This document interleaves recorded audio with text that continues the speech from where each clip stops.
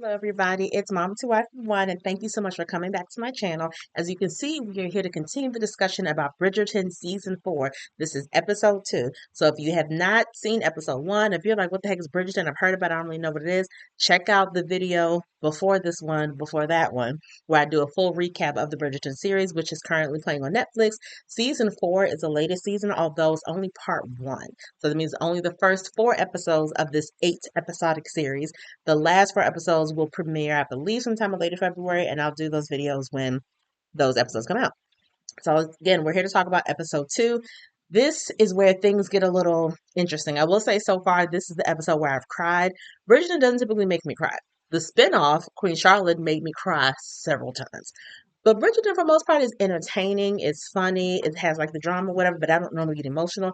I got very emotional in one particular scene of this episode. So in this episode, we are getting the after the next day of Benedict and Sophie meeting at the masquerade ball, right? So the first thing I noticed, which made me so happy, is that Benedict is drawing again. He can't get the vision of the woman in the silver gown out of his head. So he's drawing her lips, he's drawing her dress, he's drawing whatever he can remember to figure out who the heck this woman is. And if you remember, this is following the Cinderella trope. So instead of her leaving behind a glass slipper, she leaves behind a glove, a long, pretty silver glove which he just holds dear, and he keeps looking at like, I found the woman to fit this glove. So he needs help. Who does he turn to? He turns to his favorite sibling, I'm sure, just Eloise. And he's like, Eloise, I need your help. And one of my favorite scenes of this episode is him in his office or wherever talking to both Eloise and Penelope, who's Eloise's best friend, also Benedict's sister-in-law, also Lady Whistledown. And he's basically asking them both for help. And I love the I love how Penelope's character has changed and grown throughout this whole series because she's so comfortable calling Benedict to his face a rake, which I told you is an F boy. And I just love how comfortable she's like, no, you're a rake. She's like, oh, I noticed everything. You mean the woman in the silver gown that you disappeared with? Oh, I see everything. You forget that. I see all your stuff. Pen, let him know. And he convinces her to kind of mention it casually in Lady Whistledown that he might potentially be on the hunt for entertaining women. And so whenever he's meeting all these debutantes, he is asking them like, oh, what did you wear to the ball? And oh, what are your interests? What is this? Because when he had the conversation with Sophie, she didn't give him a lot because obviously she's a maid pretending to be a lady and she didn't want to give away who she really was. So while that's happening at home, we get to start seeing flashbacks of Sophie and her growing up. And so in the original Cinderella stories, and I know it's been redone a couple times, but for what I remember correctly, in the original Cinderella story, Cinderella, her father, she has her mom dies when she's young. The father decides to remarry and marries a woman who has 2 children of her own. They get married, everything is okay until the father dies. Once the father dies, the stepmother feels burdened to take care of this little girl. So instead of treating her like the rest of her daughters, she basically banishes her to the basement, banishes her to being a maid, and they give the nickname Cinderella because she has to, part of her job is to sweep up the cinders from the fireplace because her real name is supposed to be Ella, right? So that's pretty much the story. So in this version, that's kind of the same thing, except her father, you can't really tell if the father loves her. She mentions like, oh, my father loves me. He would always take care of me, whatever. I don't really see the love there, but it's not the same situation completely. It's his daughter, but it's his illegitimate daughter. So back in that day, men had illegitimate children all the freaking time. And so when he gets married, this father figure, when he is greeting his wife, I don't really know how this works. I guess they got married, but she lives somewhere else, so she's moving to be with him with her daughters. So he's waiting outside with his entire staff, waiting for this woman to pull up in a carriage. And instead of the girl being beside him, she is standing with all the house servants. So already you see that he is setting up this dynamic of, yes, she's mine, I take care of her. However, she's not right beside me as my child. So you already see, like, okay, there's definitely some disconnects here because I didn't really get that at first until they had more conversation. So when they go down the road and he's introducing his new wife to all of these servants, he skips her at first. And then the wife is like, wait a minute, now who is this beautiful little girl? Because she knew nothing about this girl. That's very F-boy material. You don't even tell this chick that you got some other little girl because he didn't say, this is my daughter. He said, this is my ward. Basically, I'm not saying there's love here because I feel like once you claim that relationship of this is my daughter, this is my son, you're indicating that this is someone who's important to me. This is someone I love. This is someone I'm always going to protect and take care of. If you're saying ward, then all you're really saying is this is someone who is under my care. You're not saying that you necessarily love them. So she keeps claiming as a little girl, like, oh, my father loves me. It's like, I don't think she's even allowed to call him father. It's like, I don't know. She always has known that that's her father, but it also is a mystery around her mother because she asked him point blank at some point, what happened to my mother? How did she die? He never gives her a direct answer. So I don't know if we're going to get that answer before the season is over. But when the new wife meets the little girl, she has an expression on her face. And again, the expression is, I didn't even know you existed. And now this is another person I got to take care of. I hate the fact that he didn't tell me this. And then she gets this cold look on her face. And I'll say this is indicative of potential modern circumstances where when the man or the woman in a relationship pisses you off and you don't put all your ire on them. Instead, you decide to take that ire, that disappointment, that anger, that resentment, and you put it on the child. Because this is the little girl who's looking at you. She's so happy. She's like, I can't believe I'm getting a new mother. She was so excited of the concept of having a mother figure finally. And for this woman to give her such a cold, disinterested look, it's like, she did nothing. She didn't ask to be here. Yes, the guy should have told you, then be pissed at him. Like, why are you going to be mad at her? Didn't get that. That wasn't great. And then in her childhood, you also see that at some point the little Sophie's playing by herself, and the father comes in. He's like, "How come you're not in dance rehearsal or dance class?" She was like, "Oh well, the woman, forgot what she calls her, the stepmother, basically banned her from the class. Like, you don't really need this." So that tells me that the stepmother is already putting a clear division between her children, who are, I don't say the legitimate children, but I guess they are the stepchildren of this new man. They are the ones who are of favor, already making that clear divide that you are the ward, you're over here. Since you're just the ward, he didn't claim you as his daughter. You don't need to be taking part in any of these dance classes, any of these, you don't need to learn how to write, how to read, none of that stuff. You just stay over there. So, and what I also didn't like was his reaction to it. He was like, oh, okay, well, I'm sure that'll sort itself out. I'm like, that's such a guy answer. And back in the day, that was, again, very indicative. The men left the child rearing, any decisions related to the children, they left it up to the mother completely. Actually, not that different from today. I didn't even think about it. But she's asking him again point blank about her mom. The only thing she has of her mother is a necklace that she doesn't really talk about. When people ask about the necklace, she just kind of brushes it off. She like doesn't really, kind of brushes off kind of thing. And then this is all flashbacks, by the way. The last flashback we see is her at the gravesite of her dad with the stepmother, and it's raining, of course, because you got to be dramatic. Everybody's wearing all black. And so the stepmother tells her, I can't believe he's gone. I'm going to miss him. Just to let you know, he did not put you in the will. And she's like, what do you mean? This is my house. He was like, not according to him. He didn't put you in the will. I think she's lying, personally. Because how the little girl gonna prove it? Like there was, you know, I don't think it's the same setup as it is now, where we bring all the family in for the reading of the will. I think things were a lot more barbaric back then. But also, this woman has already had it out for this chick, so I think she's lying to her face about the fact that she was not listed in the will of her father. Right? Fully believe that. Hopefully, we'll find out this season because I love to be right. So we'll see. But she essentially tells her, "You're not in the will. But don't worry, I'm always going to take care of you. I'm going to make sure I feed you. I'm going to clothe you. You'll be a maid." And she's like, but I'm the daughter of a nobleman. She was like, not anymore. Like, basically, if you want to stay here, this is what it is. And so that's how she ends up being the maid in her own house that she grew up in for this woman who she thought was going to be her mother figure. Now this woman is essentially her employer. I don't even know if she gets paid for it, honestly. She may not. But essentially, that's how she got to be where she is now. So in the midst of, after those are the flashbacks, basically the background of Sophie. We'll probably see some more flashbacks, which I hope we do. That's essentially the background of Sophie. So in modern day times, the silver shoes that she wore to the ball, the stepmother sees them and is like, there's a smudge on there. She was like, you know what? I want you to clean and polish and restitch all of my shoes and all of my daughter's shoes.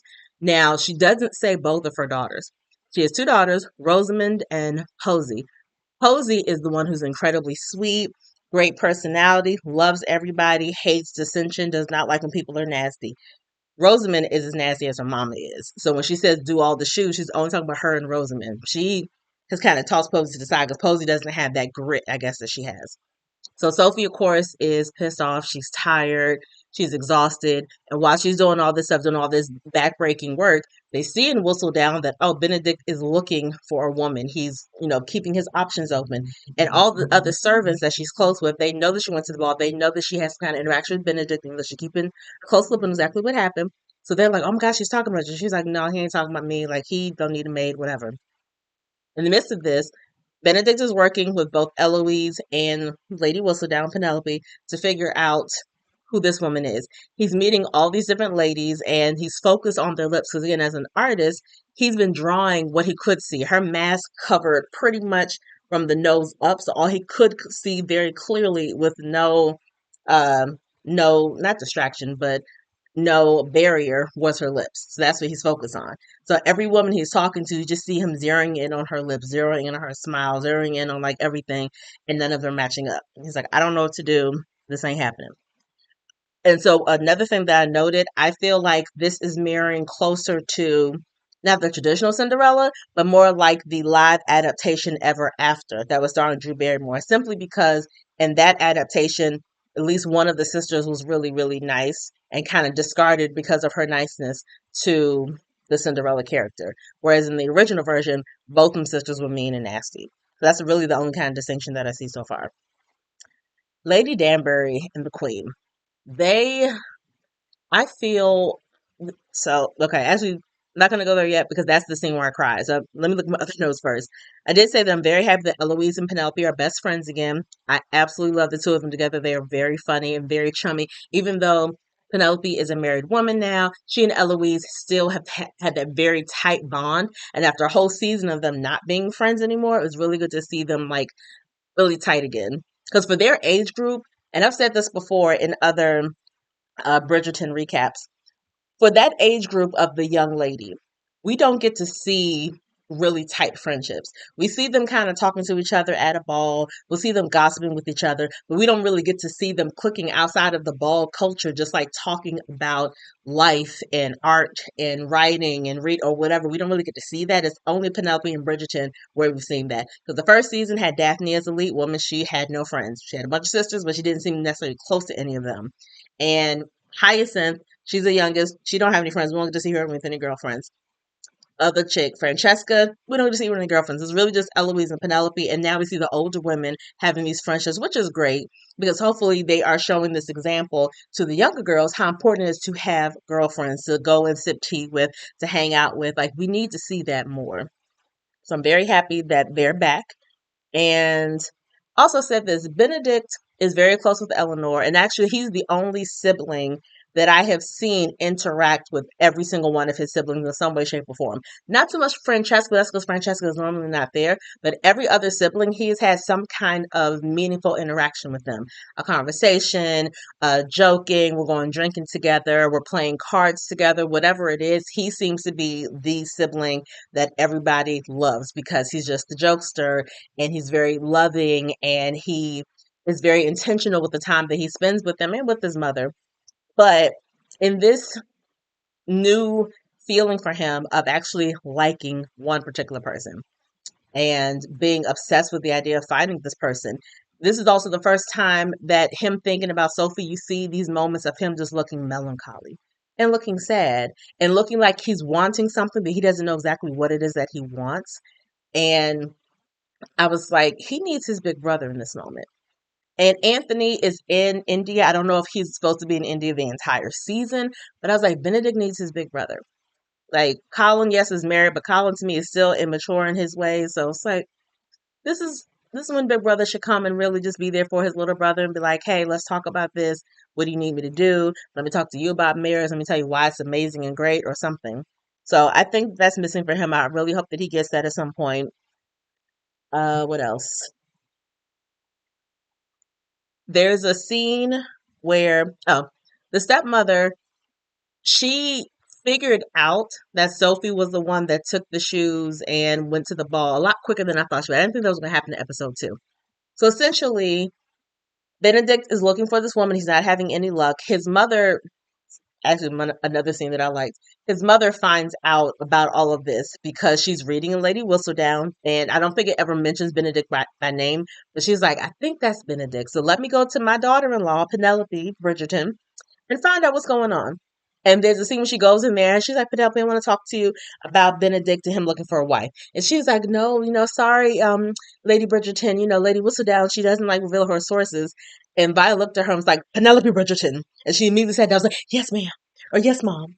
And I just love that sometimes Violet will just get into, she's always in mom mode, but it's something, if you're a parent, there's something about the mommy voice and the daddy voice. It has a certain bass in it. It has a certain tonality to it that as soon as your child hears it or any child within range, they immediately stand up straighter. Yes, ma'am. No, ma'am. And they're ready to do whatever they're supposed to do or to spill whatever truth they need to spill. And hearing her do the mom voice, which I don't get to hear often, I really enjoyed that. Also, in this episode, we got to see her and Lord Marcus Anderson, Lady Danbury's brother, getting a lot closer. The last season, we saw them kind of dancing around each other, getting to know each other. She was like, I think I'm ready to, in modern term, I think I'm ready to see if I could possibly date you because I'm interested, but I haven't dated anybody since my husband. And really, again, the women had to be virgins when they married their husbands. So she was a virgin when she got with Edmund Bridgerton. It's the only man she's ever been with. And remember, when he died, she was pregnant with her last child, who was about to enter society. So that means Edmund's been gone for at least like 14, 15 years. And she's never even entertained the idea of another guy because she's been raising 8 kids for all these years. Like, she's like, I ain't got time for that. But now there's a guy who finally piqued her interest, and she's like, oh, whew, huh. And so there's scenes with them sitting in her drawing room at her house. Mind you, normally a woman and a man cannot be left alone. They have to be chaperoned. But since she is a widow, the rules, don't apply. So she doesn't need a chaperone. Just the two of them sitting on opposite sides of this like couch. And then she's slowly creeping towards him. And what I noticed is that he doesn't creep towards her until the very end. And I know it's because he is really much trying to match her pace. Because he's a widow as well, but he's like ready to explore stuff. He's the one to kind of let it be known, like, I would love to be the one you consider when you're ready to do some stuff. Like, let me know. But he's definitely like allowing her to move at her own pace. He's being very patient with her. He's like, I'm just happy to be in your presence. And I was like, oh, love that for her. He's also a fine piece of man candy. He looks good. Nice bald head, dark chocolate skin. Love that. So there are a couple funny scenes of them on the couch together, getting closer, looking like they're about to do something. And someone walks to the room and they go to opposite sides, like they're 15 years old. I thought it was very cute. But the scene that broke my heart. So if you remember in episode 1, Lady Danbury confessed to Queen Charlotte that she wants to go. She's like, I've been meddling in people's love lives for years here. I've done a lot here. This is what I've known forever, but I've not been to my homeland since I was a little girl. I want to go. And she didn't say it as a question, but she knows that because I'm so close to the queen, I have to have this conversation with her. The queen just said no and changed the subject. So Lady Danbury and the queen are playing chess, and Lady Danbury was like, we need to talk about what we discussed at, the ball. Like, I want you to kind of hear me out because maybe you don't understand how much this means to me. And she's like, no, I forbid it. You're not going anywhere. Like, that's it. And Lady Danbury knows that, yes, this is my friend. And there's certain things that I can say to her that nobody else can say to her. However, she's still my queen. So she understands there's a boundary there. And you can see on her face that she's getting pissed off. She's getting frustrated. There's things that she wants to say, but she knows she can't say it. So all she does is stands up and says, I think it's time for me to go. And she turns around and she leaves. And what I will say is she is probably the only person that is allowed to leave the queen's presence without the queen dismissing her formally. Because she knows, again, there are boundaries. However, I'm still my own person. We're still friends. You're pissing me off. I can't say what I want to say to you, even though we're cool because I know your position. So I'm just going to roll out. So she leaves. And she doesn't come back for a while to the point where you see scenes of the queen, not interested in reading Lady Whistledown. And she loves gossip. You see her laying in the middle of the floor and just not talking to anybody, like barely eating, just looking really sad. But she's not going to confess to anybody around her that I'm sad, I miss my friend, whatever. You're drawing those conclusions because this is very unusual behavior for the queen. But Lady Danbury's still living her life and minding her business. Like, nah, forget that. So her head person, Brimsby, comes to visit Lady Danbury, and he's like, please come and apologize to her. She's like, I ain't got nothing to apologize for. He's like, you understand that with the queen, sometimes an apology is needed, and when an apology is not warranted. And I was like, ooh, that was a great line. But I love that Lady Danbury, for the most part, is standing strong. She's like, I don't feel like apologizing because I know I did nothing wrong. She's being unreasonable, but also know I can't say that to her. So while I understand and appreciate she's going through some stuff, that's not really my business right now. Because at the end of the day, I don't want to have to play that role right now. And I liked that scene because that's the first time we've ever seen Grimsby and Lady Danbury have their own scene together. And Grimsby doesn't really talk throughout Bridgerton, but he talked a lot in Queen Charlotte. So that's one thing I'm noticing in these episodes, that this particular season, they are bringing some of the elements from Queen Charlotte and some of the storylines that they tapped on there, and they're expounding on them this season, which I appreciate. So if you have not seen Queen Charlotte, you can probably still understand stuff a little bit without seeing it, but I highly recommend Queen Charlotte because it is a really, really good spin-off series. But I can see those elements coming into season 4. And so eventually Lady Danbury does go to her and apologize, even though she doesn't want to. She like knows how this game goes. She apologizes and she's hoping, okay, with me apologizing, maybe you will hear what I'm actually saying. And the queen asked her a simple question: why do you want to leave me? And I thought about that question a lot because there are times when I'm having conversations, specifically, let's say, with my husband, and he'll say something and he's very, very clear about what he's saying, but I'm not hearing what he's saying. I'm hearing what I think I'm hearing. So for her, she didn't say, why do you want to leave? She said, why do you want to leave me specifically? Right? Those are two different questions. And Lady Danbury never said, I am trying to purposely leave you. She said, I want to leave this place because of X, Y, and Z. But the queen is taking it, and what she's hearing is, you just want to leave my side. And she reminds her, they kind of have this heated exchange where she reminds her that you are my subject. And she's like, oh. And she stands up again and was like, okay, I'm going to go now. But I love that when they're going back and forth, and the queen at first says, I forbid you to go. Lady Amber's like, you can't. She was like, yes, I can. You cannot. I can. You cannot. I was like, that's right. Let her know. Because again, no one else would be allowed to say that to the queen. If the queen says you can or you cannot or whatever her ruling is, no one else is bold enough to combat her. Only Lady Danbury. She stood firm in what she was saying. Greatly appreciated, admired that. But when she turns to leave that room, the queen stands up and she says to her, I'm sorry. And that was such a poignant moment because the queen, I don't know about all queens, but this particular Queen Charlotte, she does not apologize. She said, I'm sorry. She said, I apologize. And when Lady Danbury turned around, she said, what am I going to do if he dies? Talking about King George. And again, bringing elements from Queen Charlotte because her husband, unfortunately, has some mental difficulties, so he's not able to be in the public eye. And for the most part, she does not see him during the day because sometimes he's okay and he's lucid, and a lot of times he's not. And it was just it was a sweet moment because one thing we saw in Queen Charlotte was how much she loves this man. She's thoroughly devoted to this man, the only man that she has ever been with her entire life. And at some point, obviously, everybody dies. So in her mind, what am I going to do if he dies and you are not here? I literally have no one.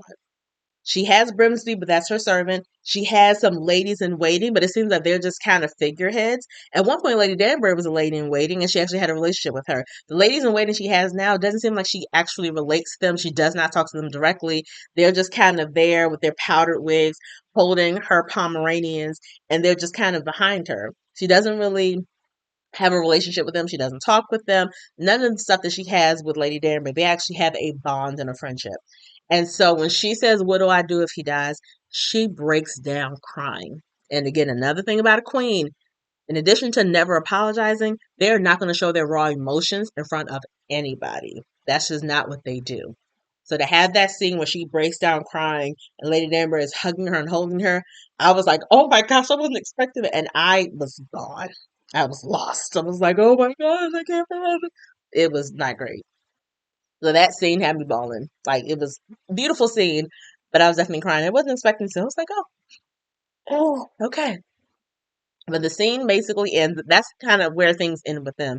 With Sophie and Benedict, once Benedict again is looking for Sophie, trying to figure out who she is, he shows his mom, the glove that he still has. And she looks in the glove. She's like, maybe you should have come to your mother sooner. Because in the glove, there is a patch that is the crest of the family that owns it. And she recognizes it belongs to the family that Sophie lives, right? He's like, oh, I already talked to her daughter over there. She was like, I'm sure there are other young ladies in the house. So she convinces him to go there.